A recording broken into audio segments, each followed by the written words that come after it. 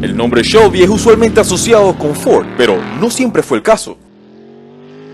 Para comprender este video tienen que entender que Carroll Shelby era igual que nosotros, era apasionado por los autos, pero también tienen que entender que él era un capitalista, y como consecuencia no siempre trabajó con Ford. El boom de los muscle cars llegó a un alto, por consecuencia de una crisis petrolera, que llevó a lo siguiente. Los americanos ya no tenían V8s de 500 caballos en NA, tenían V8s de 150 y 160 caballos en los 70s y los 80s. Entonces recurrieron a una vieja y confiable, el peso-potencia. Pero los americanos no tenían nada en ese segmento, así que Carroll Shelby se le ingenió entonces con Grupo Chrysler. Al Grupo Chrysler había llegado nada más y nada menos que Lee Iacocca. Lee Iacocca fue el que llevó a Carroll Shelby a trabajar con Ford en los proyectos del Ford GT40. Y bueno, en ese entonces Ford proveía a Shelby America con los motores de los Shelby Cobra. Pero lo que hizo Shelby con los Chrysler es otra historia. No es una historia muy bonita, pero en efecto es otra historia. Empezando por esta cosa que a pesar que ustedes no lo crean, esto es un Dodge Charger, pero es el Dodge Charger de 1983. Y Carroll Shelby trabajó en él, haciendo una versión GLH. Y esto lo hacía bastante peculiar, porque era uno de los pocos 4 cilindros turbo americanos. Y a partir de aquí suceden muchas cosas, inclusive con Mitsubishi. Porque estos son los orígenes del Starion, pero bueno, eso también es otra historia. Lee Iacocca quería carros de alto desempeño para el público americano, ya que casi nada producía poder. Así que Carroll Shelby con Dodge crearon el Daytona, el Lancer, el Omni y el Charger. Pero vamos a ir uno por uno. Muchos de estos carros fueron llamados CSX, Carroll Shelby Experimental, y los trabajó con Grupo Chrysler como les mencioné anteriormente. Pero el dato más importante es que todos eran 4 cilindros con motores variantes del primer 2.2 turbo de Grupo Chrysler.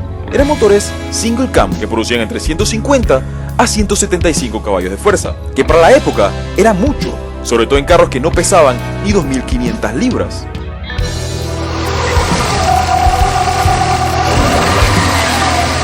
Tienen que comprender que esta época fue bastante triste para los americanos, empezando por el punto de la crisis petrolera y siguiendo con que ni siquiera los mismos americanos querían comprar carros americanos, que técnicamente de eso se trata ser americano. Y si lo piensan bien, no tenían por qué hacerlo.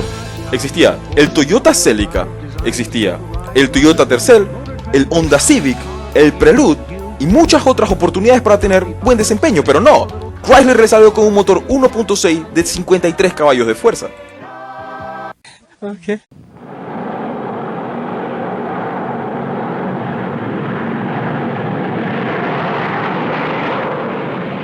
Eso que están viendo ahí era un Dodge Omni y era la respuesta para el Toyota Tercel, el Honda Civic, etcétera, etcétera. Y principalmente es uno de los primeros carros americanos tracción delantera de tamaño compacto. Y para hacerlo algo entretenido buscaron a este man, que su lema era: hola, mi nombre es Carroll Shelby y mi negocio es performance. How do I know? My name's Carroll Shelby and performance is my business.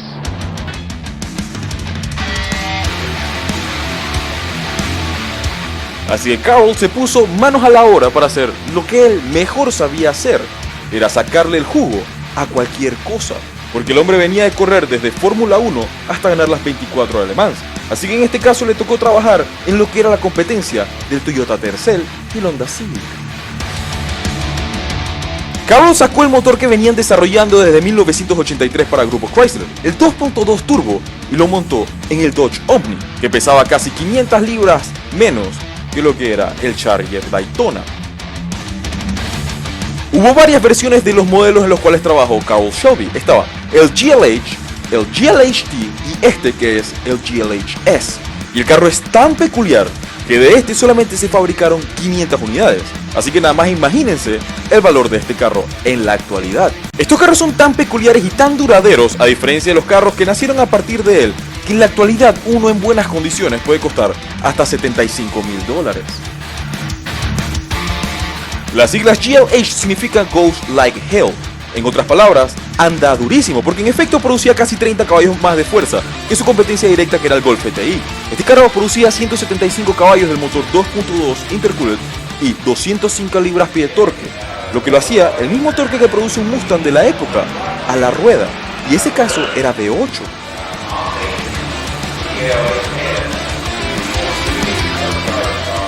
Si toman en consideración los compuestos de las llantas de la época versus la actualidad, el carro hacía un tiempo de 14.9 de fábrica.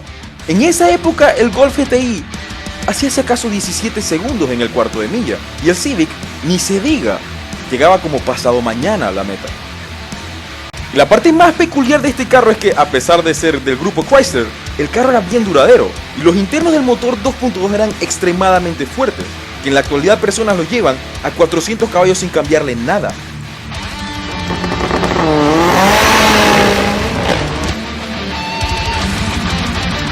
Piénsenlo de esta manera, era un carro de inyección en la época en la cual los gringos no hacían bien inyección.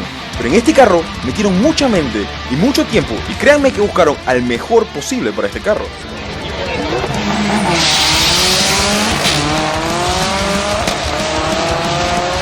El Dodge Omni es un carro extremadamente importante en la historia de los carros tracción delantera, porque podemos decir que tal vez sea el primer carro tracción delantera con mucho power.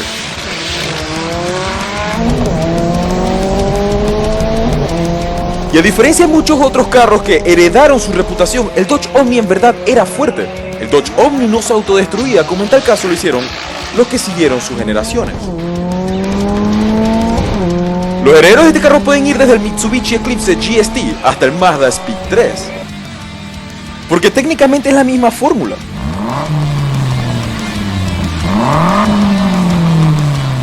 Dodge con el tiempo intentó hacer precisamente lo mismo, solamente que contra la Impreza y contra el Evolution.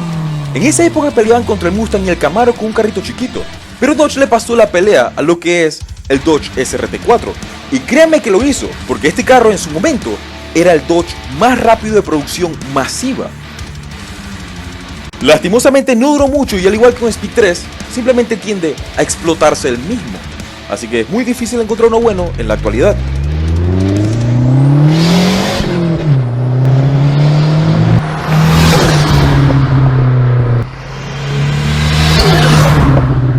Si les gustó el video, suscríbanse para más.